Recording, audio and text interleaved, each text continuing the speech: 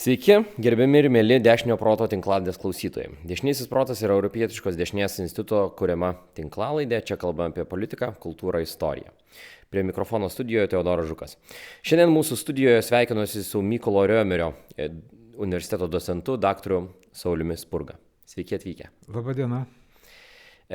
Šiandienos epizode kalbėsime apie Lietuvos vidaus politiką, esamas krizes, gal kiek mažiau kasdieniškai stengsime kalbėti, kiek labiau konceptualiai ir ilgalaikiškai. Ir šį epizodą įrašinėjame 25 metų gruodžio 5 dieną. Gal pradėti norėčiau nuo tokio labiau asmeninio klausimo, bežiūrėdamas jūsų biografiją gyvenimo ir akademinės veiklos.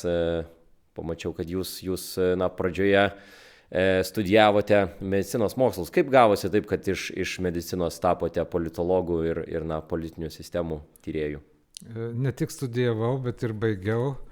Ir dirbau ir gydytoju, ir po to mokslinį darbą. Rašiau disertaciją iš epidemiologijos srities.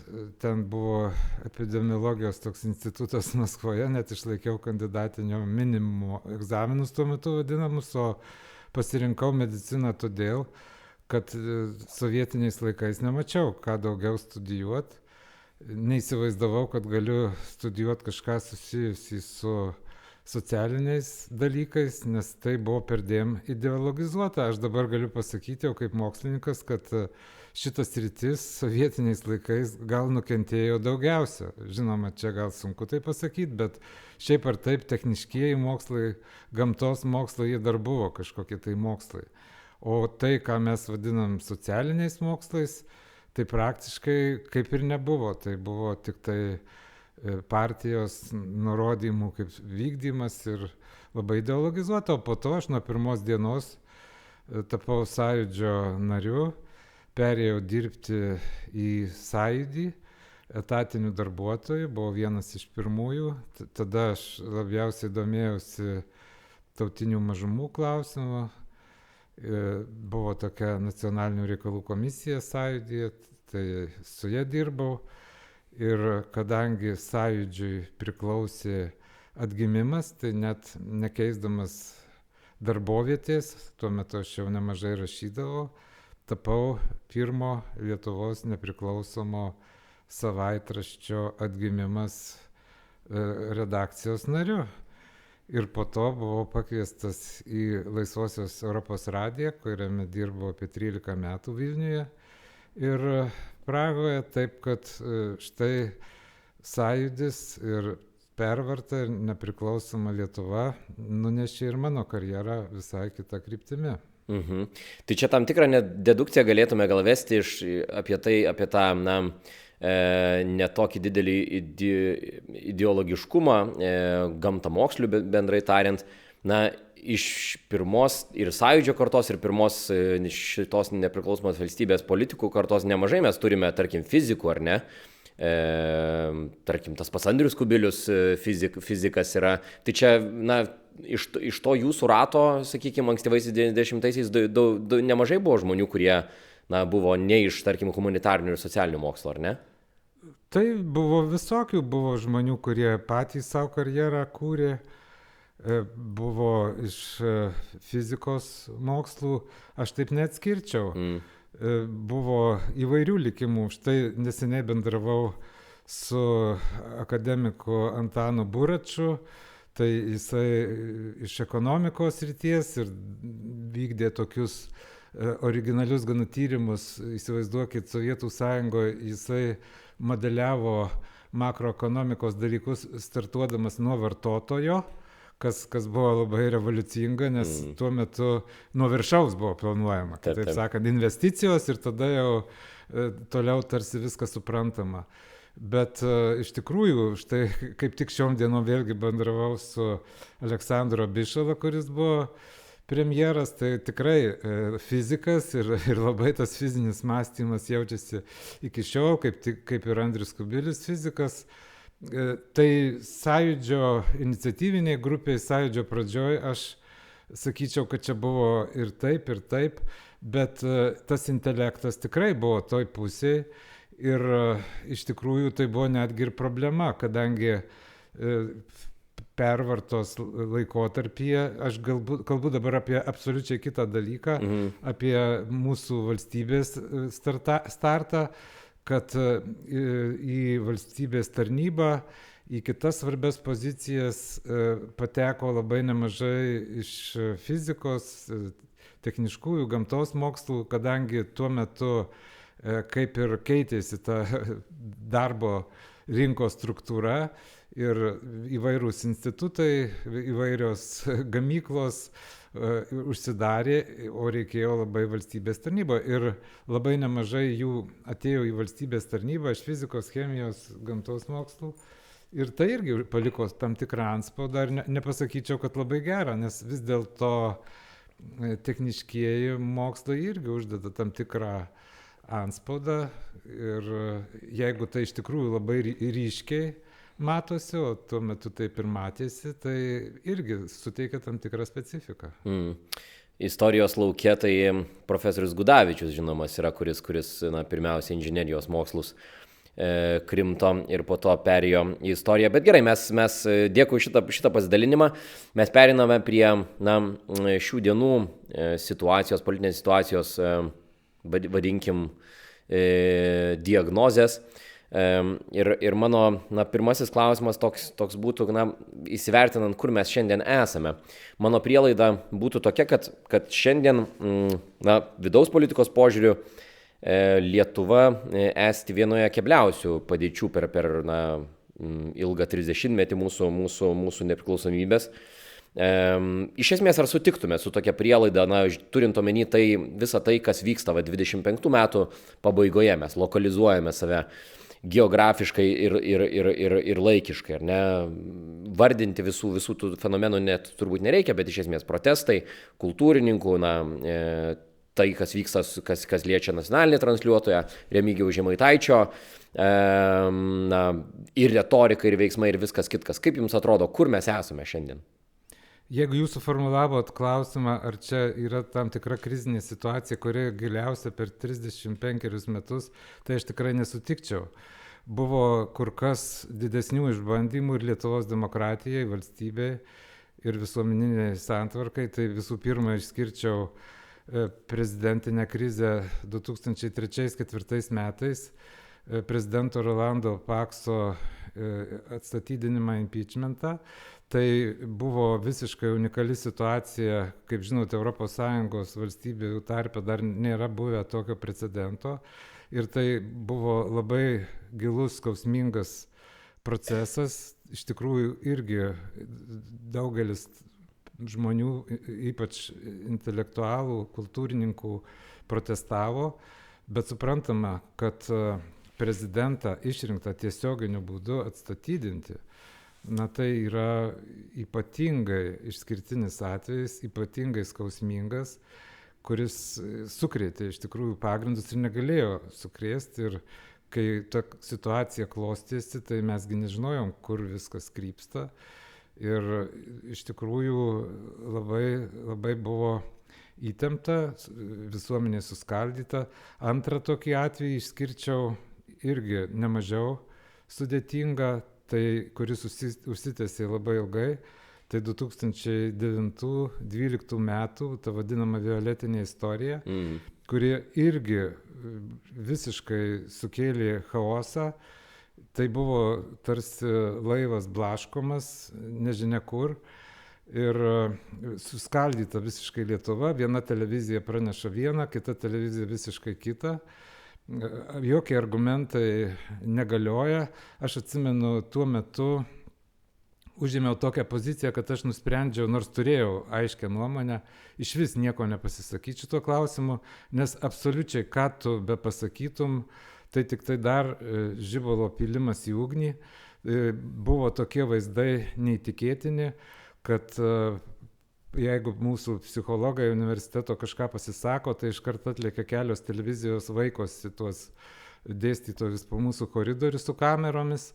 Ir po kiekvieno pasisakymo ir mūsų užplūsta laiškai, skundai ir daugelis dalykų būna keistų.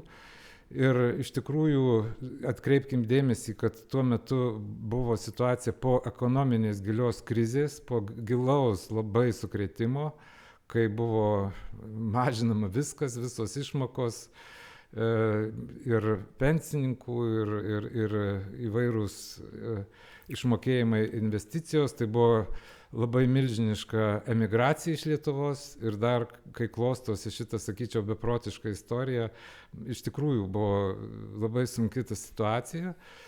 Tik tai galiu pažymėti, kad ir vienu, ir kitu atveju reikia padėkoti Lietuvos teisiniai sistemai, kuri atlaikė, nes mano stebėjimu politinė sistema buvo kur kas minkštesnė ir kur kas labiau pasidavusi įvairioms įtakoms. Prie šitų jūsų įvardintų dviejų skandalų, galim sakyti, bet iš esmės krizinių situacijų politinės sistemos, ar galima būtų dar priskirti dar ankstesnę istoriją, kuri tarsi, kuri davė tramplyną Rolandui Paksui, Williams istoriją, kaip irgi tokią, pakankamai didelį ažiotažą sulaukusią? Taip, tai buvo irgi istorija, kuri skaldė visuomenę ir iš tikrųjų nebuvo viskas taip sklandu ir pavyzdžiui, dabar mes pasigendame aiškios prezidento pozicijos, jeigu nuvesime paralelę su šiandiena. Bet labai man įstrigo irgi, kad tuo metu prezidentas Valdas Adamkus visada buvo už sutarties pasirašymą su Williamsu ir paskutinę dieną pasakė, kad jis jau prieštarauja tam. Tai taip, tai buvo tokia situacija, bet galbūt jinai irgi, kaip matome, turėjo didelių pasiekmių. Bet jau čia galbūt mažesnio kalibro negu prezidento atstatydinimas ir negu su 4 mirtim susijusi istorija, kuri krėtė Lietuvą ir gyveno mūsų kiekvieno galvoje, bute, televizoriuje, šaldytuve 4 metus. Užsiminėte apie prezidento poziciją šiandienos įvykių kontekste. Kaip jums atrodo, kad ar yra tam tikras pokytis, vėlgi tam tikrą tezę pasakyčiau ir įdomu būtų jūsų reakcija, teigiama arba neigiama, kad iš esmės atrodo, kad ilgą laiką Respublikos prezidento institucija buvo tam tikras balansuojantis faktorius mūsų politinėje sistemoje. Ir šiandien atrodo, kad prezidentas Nausėda yra praradęs tą tokią, net nežinau, ar tai galim sakyti, neutralią poziciją, bet iš esmės tokią, būtent balansuotojo funkciją. Ar matyti kažkoks pokytis šią prasme? Žinot, jūsų klausimas suponuoja tokią praeities protėvių milžinų teoriją. Jeigu žvelgiant visiškai blaiviai, tai buvo visko. Buvo Algirdo Brazausko laikai, buvo Valdo Adamkaus 2 kadencijos, kurios buvo labai kontrastingos, buvo Dalia Grybauskaitė. Žinot, ir dabar ta sąvoka balansuotoja. Manau, kad prezidentai turėjo savo tam tikrą stilių, tam tikrą poziciją ir labai skiriasi ta aplinka, Lietuvos gyvenimas iki 2004 metų, kai buvo mūsų tikslas integracija į euroatlantinės struktūras. Po to jau tie tikslai, kai tapo netaip aiškus, tai nelabai aišku ir kur tas balansavimas. Aš nesakyčiau, kad prezidentai kažkaip tai balansavo, nes buvo įvairios konfigūracijos, buvo su kiekvienu prezidentu, buvo jam parlamente įvairios koalicijos, jam palankios, mažiau palankios, buvo konfliktų, kaip prisimename, dėl konflikto su prezidentu atsistatydino Gedimino Vagnoriaus vyriausybė, tai aš nepasakyčiau, kad prezidentas ten buvo toks jau balansuotojas. Ne, tai būtent to istorijoje prezidentas Adamkus labai aiškią poziciją užėmė prieš Vagnorių nukreiptą. Taip, tai matot, ko mes dabar pasigendam, galbūt pasigendam aiškesnės pozicijos, netgi labai paprastai kalbant, nesvarbu, kokia ta pozicija būtų, bet pozicija galėtų būti. Taip. Konkreti, jeigu pasakai, kad štai tokie kriterijai yra ministrui, tai ir taikai tuos kriterijus. Kaip sakant, kai Grybauskaitė pasakė, kad patikrins užsienio kalbos žinias, tai visi kritikavo, kiti sutiko, svarstė, bet jinai tą ėmė ir padarė. O dabar, kai sakoma viena, daroma kita, tai žinoma, negali sakyti, kad čia į gerą yra ir valstybei, ir politiniai mūsų sistemai. Tai aš sakyčiau, kad galima analizuoti kiekvieną prezidentą, kad dabar kažkaip tai ypatingai būtų blogai ir kad ypatinga čia krizė, tai gal to mes nesakykim, bet aš vis dėlto neatsiečiau Lietuvos politinio gyvenimo nuo aplinkos. Galbūt iki šiol tą buvo galima padaryti, kadangi ta aplinka buvo ilgą laiką tokia nuspėjama, kaip sakiau, mūsų tikslai buvo tarsi aiškus, tai ir sistema atitinkamai susistygavo ir irgi tai paliko tam tikrą pėdsaką, nes mes ilgą laiką turėjom vykdyti ES integracijos programą, priimti įstatymus pagal tam tikrus reikalavimus programą, tarsi mums patiems čia improvizacijos nelabai didelės buvo. O šiuo metu, kai pasaulyje vyksta ypatingi tektoniniai lūžiai, kai pašonėje vyksta karas ir kai pagrindinis demokratijos simbolis arba flagmanas Jungtinės valstijos išsižada savo principų, stengiasi atsiriboti netgi nuo vakarų pasaulio, kai autoritarinės tendencijos tampa madingos, jos jau neslapstomos po kilimu, o atvirai deklaruojamos, tai ta banga negali neatsiristi ir į Lietuvą. Tai dėl šito mes turim būti ypatingai susitelkę, ypatingai konstruktyvūs ir žinoti, ko mes norim. Tai šiuo atveju, kai mes nežinom, ko mes norim, tai jeigu prieš 10 metų mes nežinojom, ko mes norim, tai galima patraukti pečiais, gal sužinosim kada nors. Bet šiandien šitos prabangos mes nelabai savo galim leisti. Ryšium su tuo, ką jūs dabar identifikavote apie platesnį pasaulį ir Lietuvos politinį kontekstą jame, puikiai atsimenu tas prielaidas politologų ir Lietuvos politinės sistemos tyrėjų, kai pats dar studijavau politologiją, apie tai, kad iš esmės tam tikrą prielaidą, kad tas toks radikalus populizmas Lietuvoje tarsi ir antidemokratija Lietuvoje yra sunkiai įsivaizduojama dalies tyrėjų teigimu, vien dėl to, nes mes turime pakankamai aišku antipodą, vadinkime, arba iš esmės priešą arba neigiamą konsoliduojantį faktorių, tai Rusijos federacija šalia mūsų sienų. Na ir teigta buvo tarsi, kad tos valstybės egzistavimas tarsi garantuoja tam tikrą, net nežinau, nesinori sakyti stabilumą, nes mes ką tik pasakėm, kad tų nestabilumo laikų Lietuvoje tikrai buvo, bet tam tikrą bendrą imunitetą Lietuvos politinės sistemos, bet ir kartu tokį institucinį imunitetą. Kaip jums atrodytų šita prielaida? Ar mes šiandien tokiam, ar turėtume iš esmės atskirti mūsų tą darbotvarkę Rusijos klausimų, kuri yra užsienio politika ir saugumo politika, ir tai, kas vyksta Lietuvos vidaus politikoje? Ar tai yra iš esmės tokie atskiri sandai?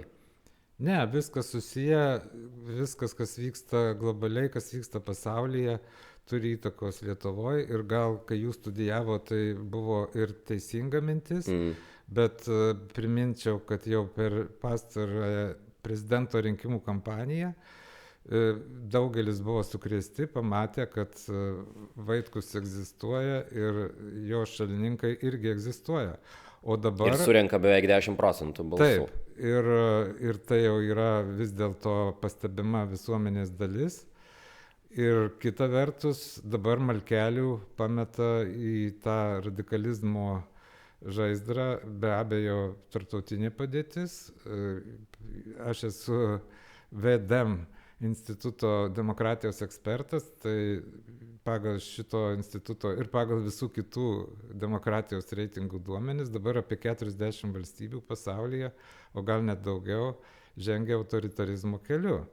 Kitaip sakant, vyksta demokratijos suvaržymai ir tai yra ypatingai gili banga, kuri netgi viršyje praeito amžiaus 40-mečio antidemokratinę bangą. Taip, kad šitie atgarsiai ateina pas mus ir dabar pavojus yra gana rimtas. Žinoma, jeigu taip žvelgiant, atrodo labai keista, neįtikėtina, bet kad galėtų kažkas tai jausti palankumą Rusijai, žinodami visus faktus, arba galėtų net nejausti palankumą Rusijai, bet galėtų kelti idėjas rizikuojant Lietuvos integraciją su mūsų artimais partneriais, kas irgi yra labai didelė grėsmė. Atrodo, kad to neturėtų būti, bet tai yra, tai sulaukia visuomeniai, nors ir nedidelės dalies, bet akivaizdžiai sulaukia atgarsio ir su tuo reikia jau skaitytis. Kaip Jums atrodo per šitą gerą 30-metį, kiek atsparios yra mūsų institucijos?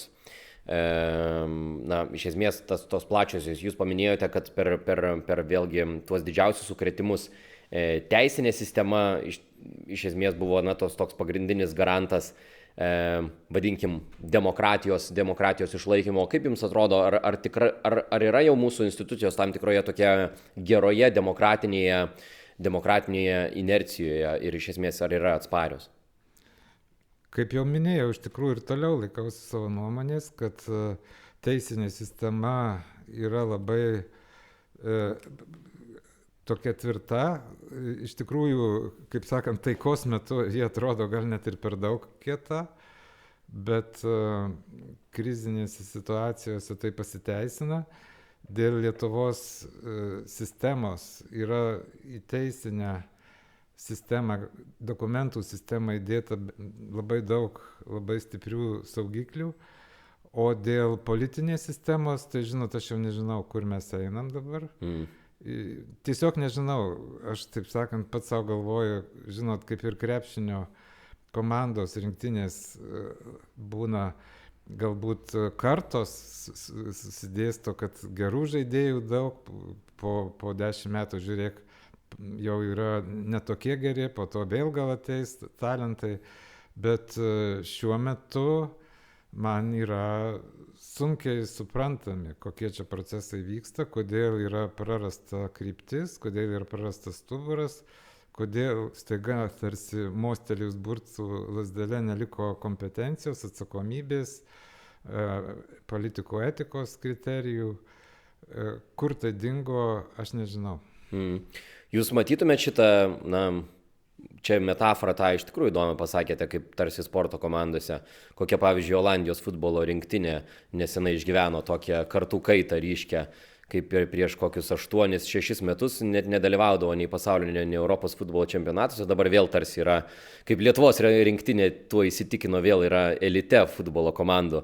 Ar šia prasme iš tikrųjų, gal net taip kažkiek banaliai, bet ir dramatiškai, ar neįvyko ta tokia, iš esmės, adekvati kartų kaita Lietuvos politikoje, tarkim, kas liečia, identifikuojant, žiūrint, tarkim, socialdemokratų partiją, ar ne, kur mano požiūriu, iš esmės, per šitos gerus 20 metų, buvo tų politikų, kurie tokie valstybinį labai mąstymą turėjo, tarkim, Gediminas Kirkilas, o dabar, tarsi ir jaunų politikų yra, kurie neblogą išsilavinimą gavę atrodo, bet šiandien yra, iš esmės, tarkim, tie patys tokie pilki veidai tos didelės frakcijos, kuri priiminėja tuos sprendimus, kurie, kelia pavojų demokratijai.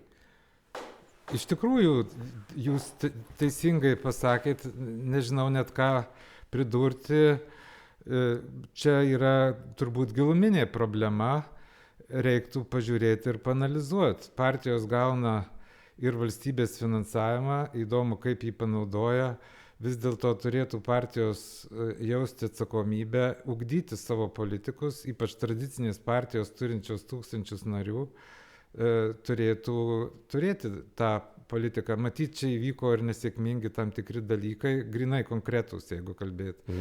Tai yra jau žinomi, kad turėjo būti lyderė ir premjerė Vilija Blinkevičiūtė, tai buvo pažadėta, jinai atsistatydino, po to kitas lyderis Gintaras Paluckas, vėl įsipainiojo skandalus, vėl atsistatydinama, dabar partija neturi nuolatinio vadovo, tai dabar yra laikinasis vadovas Sinkevičius, bet jisai buvo teistas, irgi pripažinta, kad pasisavino televizorius. Ir partija kaip ir neturi tos ryškios lyderystės, bet jeigu žvelgsime giliau, kartais galbūt nereikia ieškoti sąmokslo teorijų, o pažiūrėti konkrečiai. Ir galbūt tos negalios priežastis yra labai, labai apčiuopiama. Gal čia nereikia kažkokios mistikos žiūrėti.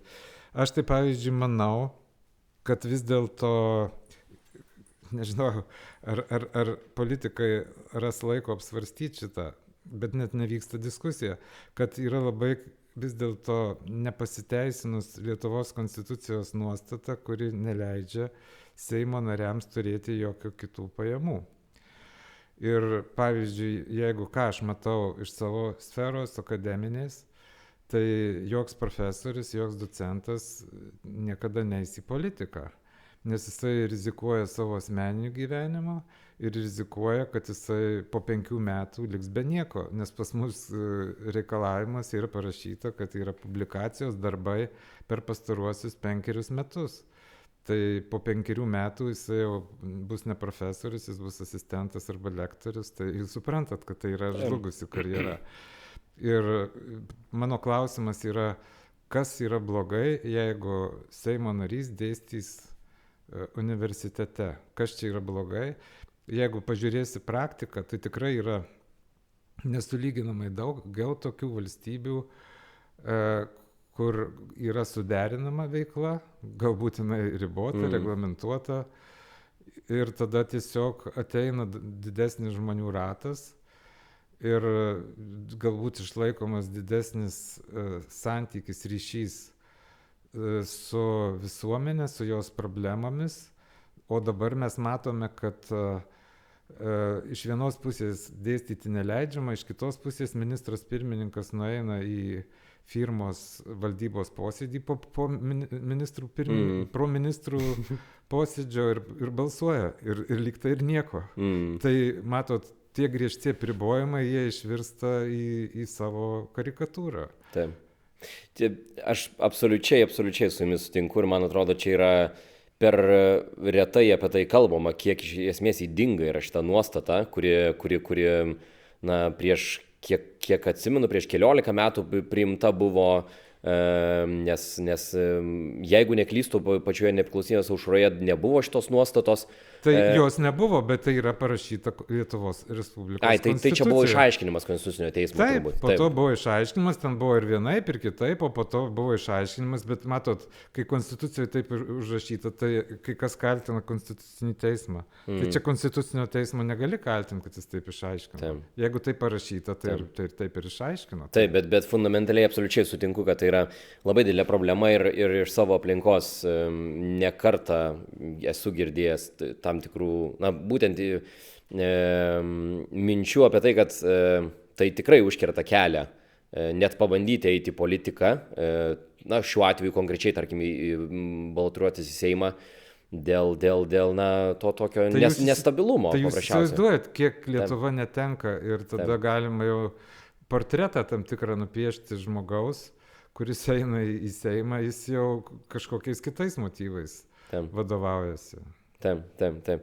Ir čia galbūt dar net reikėtų, na, būtent, kaip ir jūs sakėt, čia neišeina kaltinti nei konstitucijos, nei konstitucinio teismo, na, yra kaip yra, su tėvai kūrėjai tam tikrą prasme užrašė kaip užrašė, bet tai irgi taip vis dar skamba kaip toks truputį nepasitikėjimas, na, politikais, ta prasme, kad tarsi jie negali būti objektyvūs savo sričių specialistai. Pradėkime diskusiją, 2 balsavimai Seime 6 mėnesių laikotarpio tarpe ir konstitucijos straipsnis pakeistas.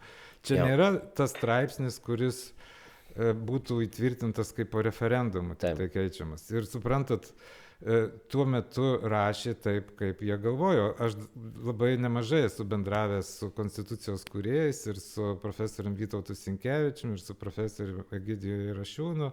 Mes tiesiog iki detalių aiškindavomės, kaip viskas gimdavo. Tai jūs suprantat, žmonės juk jie turėjo spręsti 10 super sudėtingų klausimų. Taigi, iš tikrųjų mes atėjome iš sovietinės praeities, kur 99% gyventojų nežinojo, kuo skiriasi aukščiausioji taryba nuo vyriausybės, nes buvo visiškai kosmosas. Niekam tai nerūpėjo. Partija, vyriausybė, aukščiausioji taryba, centro komitetas, kam tai rūpėjo, kas tai žinojo. O čia iš karto tave pasodina ir tu spręsk, koks yra vyriausybės ir parlamento santykis, kas tai yra konstitucinis teismas, kokia yra rinkimų sistema, koks yra Seimo nario statusas, kokios yra prezidento funkcijos. Ir štai dabar jiegi ne dievai, tiesa, jie irgi žmonės iš kažkur susirankioja tam tikrą informaciją turintys ir tai jie atliko nuostabų darbą. Bet tai nereiškia, kad jie tai padarė per amžius. Tas pats dėl dvigubos pilietybės. Jie parašė šitą straipsnį turėdami labai aiškias tuo metu sąlygas Lietuvos. Turėdami aišku, konkretų labai tikslą. O matot, kuo tas išvirto dabar. Taip. Kitas klausimas būtų apie mūsų pilietinės visuomenės reakciją į vykstančius įvykius Lietuvos politikoje. Kaip jums atrodo, ar iš esmės visuomenės reakcija, tarkim, kultūrininkų asamblėja, iš esmės žmonių dalyvavimas toje tokioje dalyvaujamojoje demokratijoje, tai yra ėjimas į gatves, kaip paprastai kalbant, ar jis yra pakankamas ir jis rodo tam tikrą kažkokią brandą mūsų visuomenės, ar nelabai vis dar? Kaip jums atrodo? Žinot, jeigu aš čia esu mokslininkas, tai koks tai yra kriterijus pakankamumo, tiesa, kuo mes pamatuosim. Aš subjektyviai galiu sakyti, kad viskas gerai, iš tikrųjų yra nuostabu.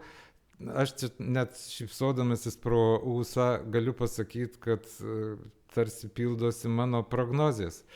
Ką aš pastebėjau ir jau ne vienus metus konstatavau, kad yra tas kontrastas čia minimas mūsų, kad politinė klasė, politikai darosi pilki ir be idėjų ir tokie geriausio atveju oportunistai, o visuomenė yra spalvinga, patyrusi, mačiusi pasaulio, savo rankomis susikūrusi savo karjeras, savo puikius pasiekimus, prilygstanti geriausiems vakarų pavyzdžiams, galinti laisvai diskutuoti su įvairiais profesionalais, kurianti savo rankomis stebuklus. Ir štai čia įvyksta toks susidūrimas. Tai yra ta pilkuma, susiduria su visuomenė, kuri turi be galo daug ką pasakyti, kuri turi tarptautinės ir kokios tik nori patirties, kuri turi savo vertybės. Tai viskas įvyko pačiu geriausiu būdu. Ne kažkas kažką įdiegė, ne kažkas kažką pamokė, ne kažkas kažką tai sukonstravo, o tai yra pačių žmonių laisvų piliečių pasiekimai. Ir štai jie nenori taikstytis su šita pelkė, nors pelkė dabar vartojama kita prasme, su šito dumblu, su šito prisitaikėliškumu. Ir štai matytai buvo jau užkoduota, kad tokie įvykiai turi vykti. Kitaip tariant, jūs matote tokį, jūs paminėjote kontrastą, bet iš esmės labai didelę atskirtį, ar ne, tarp kompetencijos bendrai mūsų visuomenėje ir politinėje klasėje. Mūsų visuomenė pasirodo subrendusi kur kas labiau, o politikai, jie, taip grubiai tariant, tiesiog yra nebrandus galbūt ir, kaip matome, išgaravo kažkaip tai kompetencijų, išgaravo gebėjimas komunikuoti, priimti teisingus sprendimus. Pavyzdžiui, vyksta balionų, nesakyčiau, kad kontrabandinių, kaip rašo, galbūt hibridinio karo, balionų krizė, vyksta biudžeto priėmimas, įstrigę vilkikai ir taip toliau, bet pagrindinis dėmesys sutelkiamas į LRT problemą, buvo politinio neutralumo auditas, po to buvo valstybės kontrolės auditas, dabar dar porą auditų siunčia ir tai tampa svarbiausias klausimas. Tai, apie ką mes čia kalbam? Kaip jūs atrodo, ar vėlgi visą tai, kas vyksta, turės ilgalaikės pasekmes, ar galbūt jau turi kažkokias pasekmes Lietuvos tarptautiniai reputacijai?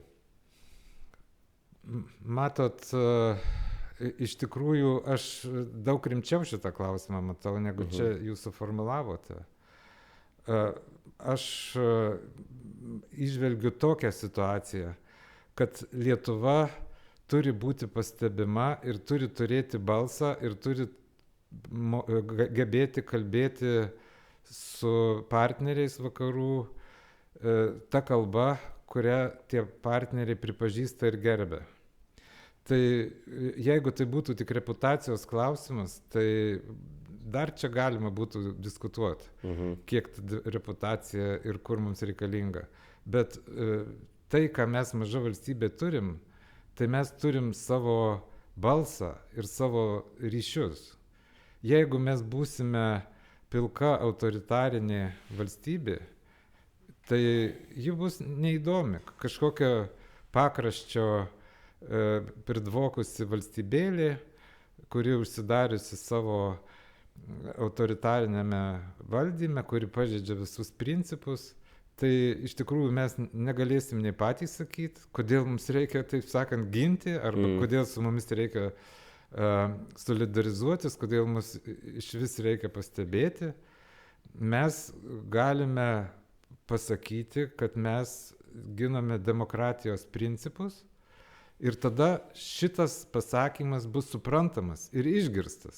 Nepaisant to, kad kai kurios valstybės galbūt jau bus pačios išsižadėjusios, bet iš tikrųjų tai sulauks didžiulį atgarsį.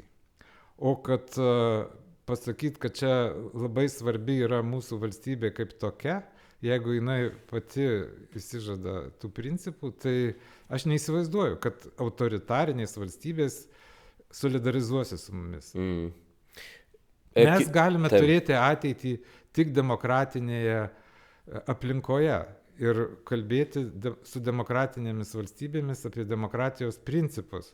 Bet tam mes patys turim būti demokratiški. Taip. Kitaip tariant, aš dar taip interpretuočiau jūs pasakymą, kad tarsi didelės valstybės, tarkim, kalbant apie kontinentinę Europą, ta pati Prancūzija ir ten, toje politinėje sistemoje Prancūzijos, visko irgi labai daug yra ir tokių tikrai makabriškų dalykų ir politikų, tokių, kurie yra virtę karikatūromis, bet savaime, tokios kaip šiuo atveju, tarkim, Prancūzijos, visas svoris, politinis svoris, ekonominis svoris, svoris karinis, jeigu nori, jis savaime, jai duoda tokio, nepaisant to, kas vyksta jos viduje, jinai vis tiek yra respektabilus balsas po tarptautinėje sistemoje, o Lietuva, ką jinai, jos pagrindinis kapitalas būtent yra tai, kas vadinama soft power, ar ne? Absoliučiai. Tai tarp kitko apie tai kalbėjo Suomijos prezidentas paskutinėje Jungtinių tautų sesijoje. Jisai būtent kalbėjo, ką gali mažos valstybės ir tik vienintelę išvadą padarė. Ir jeigu jūs klausėt apie reputaciją, tai vat jūs gerai pasakėt. Dabar tas klausimas netikslus, kadangi visose valstybėse yra visko. Taip. Ir čia per daug niekas jau nenusteps niekuo. Jau čia šiais laikais tikrai nieko nenustebinsi. Ir kaip sakant, čia jau dabar ta reputacija toks truputį miglotas tampa dalykas. Nu, kokia dabar Jungtinių valstybių reputacija? Bet mes negalim turėti prabangos būti nedemokratiški. Aš nekalbu jau, kad mes tik turim pasirodyti, kad esame demokratiški. Aš manau, kad ten, kur mes nuėjome per 35 metus, tai sąjūdis įdėjo jau genetinį kodą į atkuriamą Lietuvos valstybę, kad jinai turi būti demokratiška. Mes labai daug iškentėjom ir daug sudėjome ant šito demokratijos aukuro, kadangi tai nėra lengvas dalykas. Pirmas dalykas – priimti mokinuko vaidmenį, antras dalykas – iš tikrųjų patirti įvairius demokratijos prieštaravimus, o jų yra daug. Bet mes visas šitas stadijas praėjom ir dabar, kaip sakant, yra labai naudinga ir gerai mūsų valstybės pažangai. Ir būtent demokratinė visuomenė sukūrė šitą kultūrininkų bendruomenę, žurnalistų bendruomenę ir iš tikrųjų praėjom labai sunkius laikus. Aš atsimenu tuos pačius 10 metus, kokia buvo žiniasklaidos kokybė, ką darė tie anoniminiai komentuotojai ir taip toliau. Atrodė, kad iš tikrųjų greunami pamatai, bet labai buvo nuostabu, kad nebuvo to bandoma suvaldyti autoritariniam kažkokiam labai griežtom priemonėm ir buvo kenčiama ir galų gale tarsi ta upė pati išsivalė. Tai ir dabar tą, ką mes turim, ir dabar imti ir sugriauti taip lengvabūdiškai, ką dabar jau beveik mes norim padaryti, tai man čia tikrai labai skaudus yra dalykas. Jūs paskutinis klausimas būtent yra apie žiniasklaidos padėtį Lietuvoje. Jūs turite reikšmingą patirtį darbo žiniasklaidoje. Na, būtent ir norėčiau jūsų irgi diagnozės paklausti apie žiniasklaidos kokybę šiandieninėje Lietuvoje ryšim su paskutiniais 30 metų. Vėlgi visko buvo, kaip jūs sakote, 10 metais, kai internetas jau tarsi tokį gal ne piką pasiekė politikos formavime, bet iš esmės tapo jau tokia platforma diskusijų su anoniminiais komentarais, Delfios ir visur kitur. Bet šiandieną, kaip jeigu vertintume komercinę žiniasklaidos padėtį, ar iš esmės jinai kokybiškėja lyginant su tuo, ką mes matėme per paskutinius 20 metų? Kaip jūs taip maždaug įvardintumėte? Taip, jinai kokybiškėja, žinoma, aš turiu 1001 priekaištą jai, bet atsiranda ir tyriamosios žiniasklaidos ir stengiamasi pateikti platesnį ratą. Lietuvos tragedija buvo tai žiniasklaidos srityje, kad popierinės žiniasklaidos pagrindinės priemonės pateko į rankas žmonių, kurie labai uždėjo savo asmeninį antspaudą ant tų pagrindinių popierinių. Tai čia mes kalbame apie Lietuvos rytą ir Respubliką. Taip, ir tai ilgainiui suteikė tokį prastą įvaizdį popierinė žiniasklaida ir praktiškai jinai viena iš tų valstybių Lietuva tapo, kur ta popierinė žiniasklaida apmirė. Tikrai čia precedento labai beveik nėra, kad viskas taip perėjo į tą internetą, o interneto žiniasklaida neturi tam tikrą specifiką. Jinai turi tam tikrą specifiką ir to jau nepaneigsi. Aišku, vėlgi ilgai buvo jinai kaip ir nemokama, o čia, žinot, irgi yra iliuzija, kad tu gausi nemokamai labai viską kokybiškai. Taip, kad aš nekaltinčiau čia žiniasklaidos, tai yra tam tikros objektyvios sąlygos ir be abejo, kad dabar jau tą žiniasklaidą turim žiūrėti plačiau, kaip ir socialiniai tinklai, kaip ir privatus YouTube įvairūs kanalai. Apriepti visą šitą, apibendrinti, ar čia kokybiška ar nekokybiška, tai yra visiškas kosmosas, tai yra kokybiškai visiškai kitas dalykas. Aš pats, kai vadovavau ir portalams, ir Omni laikui, ir Balsui, tai tada irgi žinoma buvo, kas tai yra žinutė. Tai jinai turi 3 parametrus, kaip greitai žinia pasirodo, kokia jos kokybė ir kiekybė.